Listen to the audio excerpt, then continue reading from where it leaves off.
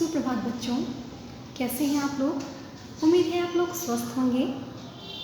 बच्चों, आज हम लोग हिंदी वसंत भाग 1 में पढ़ेंगे पाठ 9 सुंदराराम स्वामी द्वारा रचित कहानी टिकट एल्बम। तो आए सबसे पहले इस पाठ में आए शब्दार्थ पर ध्यान दें। शब्दार्थ है वाकई, वास्तव में, जमघट, भीड़, टीपना, नकल करना, कोरस, एक साथ, मशहूर, प्रसिद्ध, शाकल, कुंडी, देगची, पतीली, यकीन, विश्वास। बढ़े पाठ का सारांश की ओर। सारांश है टिकट एल्बम सुंदराराम स्वामी द्वारा रचित श्रेष्ठ कहानी है। लेखक ने इस कहानी में बच्चों के मन में एक दूसरे के प्रति उठे ईर्ष्या तथा पश्चाताप के भाव को बहुत अच्छे ढंग से चित्रित किया है। नागराजन के मामा ने सिंगापुर से उसके लिए एक एल्बम भेजा था जिसे नागराजन सभी बच्चों को स्कूल लगने से पहले और स्कूल के बाद दिखाता था। सभी लड़के और लड़कियां नागराजन को घेरे रहते थे। राजप्पा को यह बात अच्छी नहीं लगती थी क्योंकि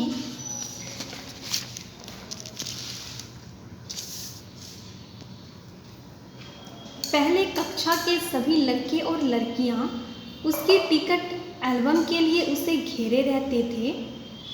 उसने अपनी एल्बम में लगाने के लिए टिकटें बहुत मेहनत से इकट्ठा की थी। उसे एक धुन सवार रहती थी। वह टिकटों के लिए स्कूल से आने के बाद इधर उधर घूमता रहता था। वह 2 ऑस्ट्रेलिया के टिकट के बदले में एक फिनलैंड का टिकट तथा 2 पाकिस्तान के टिकट के बदले में एक रूस का टिकट लेता था। राजप्पा का एल्बम स्कूल में सबसे बड़ा था। एक बार सरपंच के लड़के ने उसका एल्बम 25 रुपये में खरीदना चाहा था। उसने मना कर दिया था। पर अब नागराजन के सिंगापुर के एल्बम के सामने में कोई भी उसका एल्बम देखना नहीं चाहता था। राजप्पा को भी लगता था कि नागराजन का एल्बम उसके एल्बम से अच्छा है, लेकिन उसने नागराजन का एल्बम को कभी देखने की इच्छा प्रकट नहीं की। एक दिन कृष्णन ने राजप्पा से कह दिया कि वह नागराजन से ईर्ष्या करता है क्योंकि नागराजन का एल्बम उसके एल्बम से बहुत सुंदर है और उसका एल्बम कूड़ा है। राजप्पा को यह बात बुरी लगी। वह सोचता है कि उसने तो एल्बम के टिकट बहुत मेहनत से इकट्ठे किए हैं। नागराजन के पास तो उसके मामा द्वारा भेजा गया एल्बम है। उसमें उसने क्या मेहनत की है। उसे स्कूल जाना अखरने लगा था। वह घर में ही घुसा रहता था। वह पहले की तरह टिकटों के लिए इधर उधर नहीं जाता था। अब उसे अपने एल्बम से भी चिढ़ होने लगी थी। एक दिन राजप्पा ने निश्चय किया कि वह पहले फालतू टिकटों के बदले में नागराजन से अच्छे अच्छे टिकट हथिया लेगा। राजप्पा नागराजन के घर गया। उस समय नागराजन अपने मित्र के साथ शहर गया हुआ था। राजप्पा सीधे उसके कमरे में चला गया। उस समय कमरे में कोई नहीं था। उसके मन में पाप आ गया। उसने नागराजन का एल्बम चुराकर अपने घर ले आया। नागराजन का एल्बम चोरी करने के कारण वह बुरी तरह डर गया था। उस दिन वह अपने कमरे से बाहर नहीं निकला। रात के समय अप्पू आया। उसने आकर उसे बताया कि नागराजन का एल्बम चोरी हो गया है। नागराजन के पिताजी चोरी की रिपोर्ट शायद पुलिस को कर देंगे।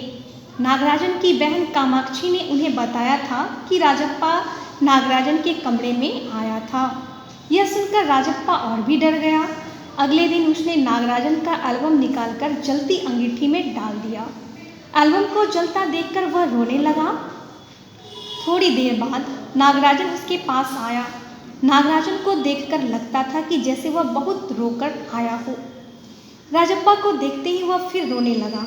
राजप्पा नागराजन को चुप कराने लगा और उसने अपना एल्बम निकालकर नागराजन को दे दिया। नागराजन को विश्वास नहीं हुआ कि राजप्पा अपनी मेहनत से इकट्ठे किए हुए टिकटों का एल्बम उसे दे रहा है। राजप्पा ने उसे एल्बम लेकर चले जाने को कहा और स्वयं रोने लगा।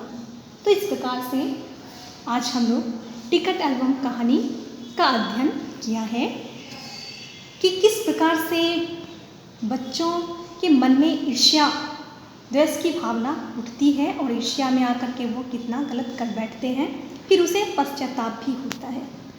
तो अगले वीडियो में हम लोग इस पाठ का प्रश्न अभ्यास करेंगे। धन्यवाद।